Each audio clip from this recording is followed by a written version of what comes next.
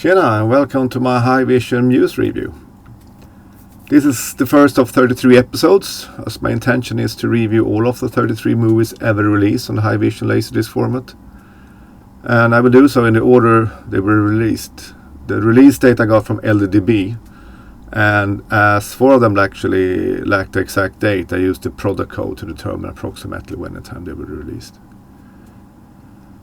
I have calibrated my setup before all reviews. I used the Sony test disc, as you can see on the bottom right of the picture. And I'll say that disc is a must for all serious Hi-Vision Muse collectors. If there is such a thing as a serious Hi-Vision Muse collector, I don't know. I mean, what surprised me when I used the disc the first time was not that, my picture needed adjustment. But that my speaker levels were actually quite a bit off. I have of course calibrated them before with my receiver, but with the built-in test tones, but they were still a bit off. You see there are 2 Close Encounters discs in the picture, and that's actually a mistake. I will of course not review them twice. I was just too lazy to bring out all the discs again and take another photo of them. So, here's the list of all the movies. I will give each of them a picture, a sound, a rareness, and a Rob score between 1 and 5. But obviously 5 is the best. For the picture quality, I'm not comparing it to any other format, but against the best and worst of what was released in this format. But as I haven't seen all releases yet, I've seen only about 20-ish movies and about the same amount of scenery discs. This then is a bit of a dilemma. How would I know how the best disc would look like? But out of those 40 discs I've seen so far, there's one that stands out quite a bit, and I've used that one as a reference disc and compare the other title against that one. Let's see how that turns out at the end.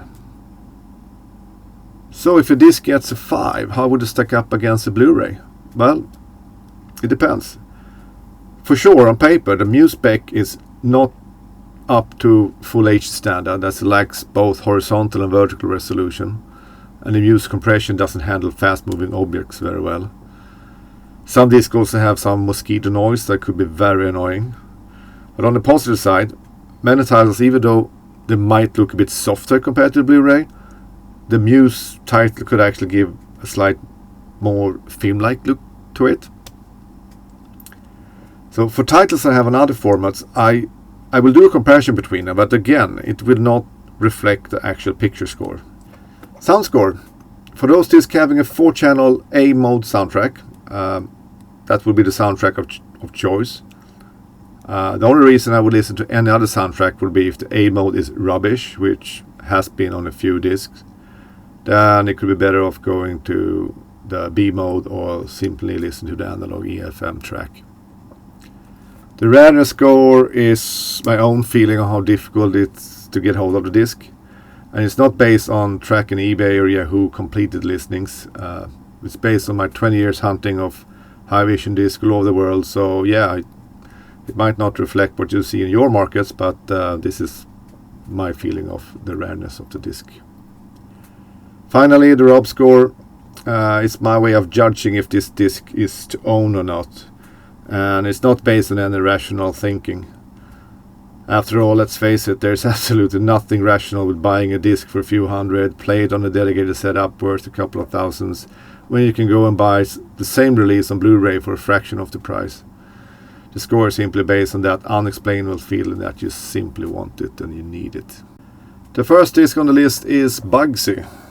The disc was released back in May 1993, according to LaserDisc, and it's the first movie ever released on Hi-Vision LaserDisc. I actually never seen the movie before, so I have nothing to compare it to on any other format. So let's see how this goes. And as you can see, there's actually one for sale right now for $200. I guess after this review we will know if it's actually worth it or not. So here it is, Bugsy. Sealed, never opened. Interesting with this one is it's one of 4 of my sealed discs, so it's never been opened, so I have no idea how it looks like, if there's anything in there at all. Let's see.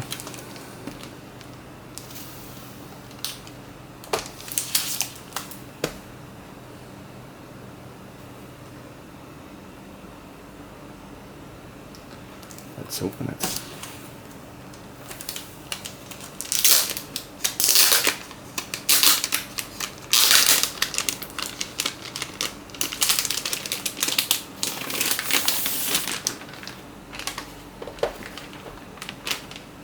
Shouldn't the sticker be like that?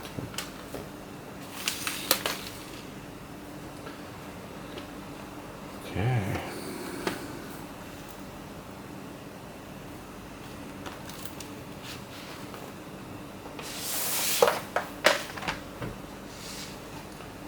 This is disc number 1.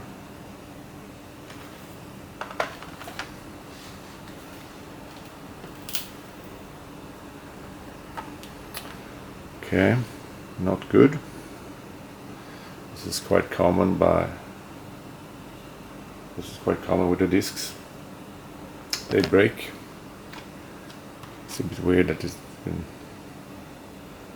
broken when it's been never opened, but the thing is, these are quite heavy, so when you transport them, they could break. So some sellers, when they sell it, they actually take out the discs if you have this kind of, I don't know what you call it.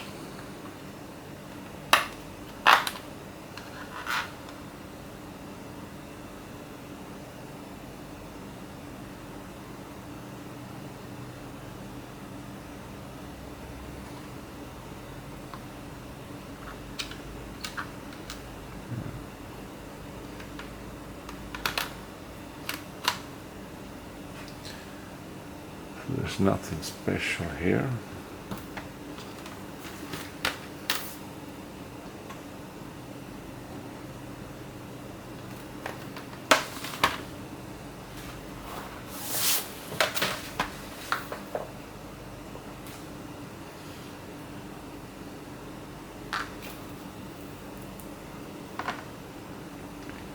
This one was at least not broken.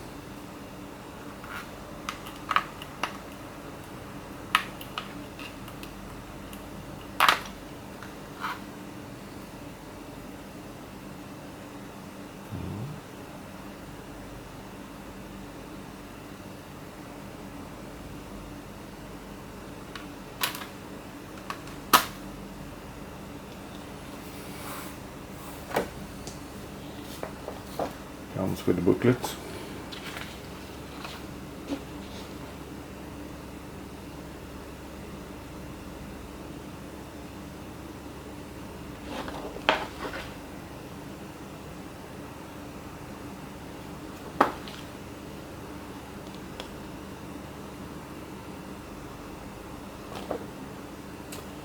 So let's see how it looks like and sound like.